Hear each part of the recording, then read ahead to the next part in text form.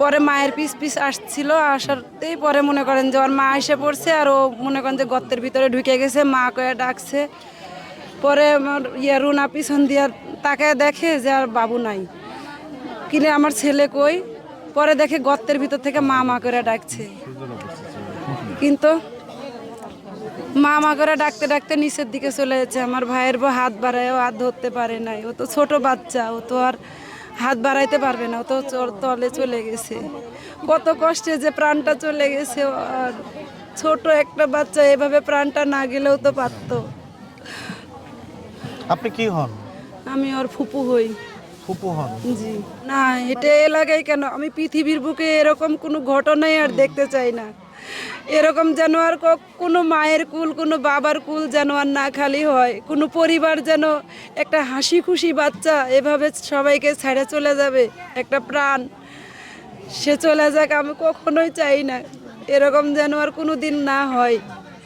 আমি সবার কাছে অনুরোধ করব একটাই, যে এরকম যেন কোনো গর্ত যেন কোনো জায়গায় না থাকে।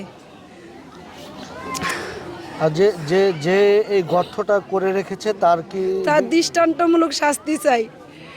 সে এইভাবে তার একটা ভুলের জন্য আমাদের এত বড় একটা প্রাণ চলে গেল, নিষ্পাপ একটা প্রাণ চলে গেল, আমার ভাইয়ের কুল খালি করে চলে গেল, বুকের মানিক চলে গেল। এরকম যেন আর কখনো না হয়। তার নাম কি? তার নাম হচ্ছে সাজিদ। তিনি এই গর্তটা কেন করেছিল একটু সে ওই যে নলকূপ মোটরের জন্য করছিল, কিন্তু ওখানে পানি উঠছিল না দেখে পরে অন্য জায়গায় করছে, কিন্তু ওইটা আর বন্ধ করে নাই, ও ওইভাবে ফালায় রেখে দিছে। ওটা তো তার বন্ধ করা উচিত ছিল, বা হচ্ছে একটা বস্তা দিয়ে বা একটা সিমেন্টের কোনো কিছু দিয়ে একটা বন্ধ করা উচিত ছিল, কিন্তু ওইটা ওইভাবে ও খালি করে রেখে, মুখটা তো খালি করা উচিত না। তো সেদিন সাজিদ কেন গিয়েছিল ওখানে? ওর মায়ের সাথে গেছিল। খেলতে গিয়েছিল? না, ওর মায়ের সাথে ওখানে টলি পড়ে গেছিল, টলি দেখতে গেছিল। টলি দেখতে গিয়েছিল? জি। টলি দেখতে দিয়ে গিয়ে আসতে লেগে পরে ও পড়ে গেছে, হাঁটে আসতে লেগে ও গর্তের ভিতরে চলে গেছে। আর মায়ের কোলে আর ফেরা হলো না? না, আর মায়ের কোলে আল্লাহ আর ভিক্ষা দিল না। আমার এই বাবুর একদিনের বড়। আপনার এই বাবুর একদিনের বড়? জি, 31 তারিখে ওর জন্মদিন, আর এর 1 তারিখে জন্মদিন।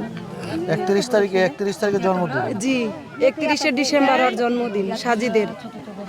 আমরা একই সাথে মনে করেন মেডিকেলে ভর্তি হয়েছি, ওর নর্মালে হয়েছে, আমার সিজারে হয়েছে। আমরা অনেক সবসময় খুশি থাকতাম যে দুই ভাই একসাথে বড় হবে, জন্মদিন একসাথে হবে, একই সাথে বড় হবে, দুইজনা একটা মানে একটা স্মৃতি, অন্যরকম একটা স্মৃতি, একই পরিবারে একই দিনে জন্ম, কিন্তু চলে গেল ফাঁকি মেরে। আচ্ছা, এখন মানে যিনি এই গর্তটা করেছে তার দৃষ্টান্তমূলক শাস্তি চাচ্ছেন? জি, দৃষ্টান্তমূলক এমন শাস্তি হওয়া উচিত যেন এরকম ভুল আর বাংলাদেশে কেউ যেন আর না করতে পারে, এরকম ভুল যেন আর না করতে পারে কেউ। ঠিক আছে।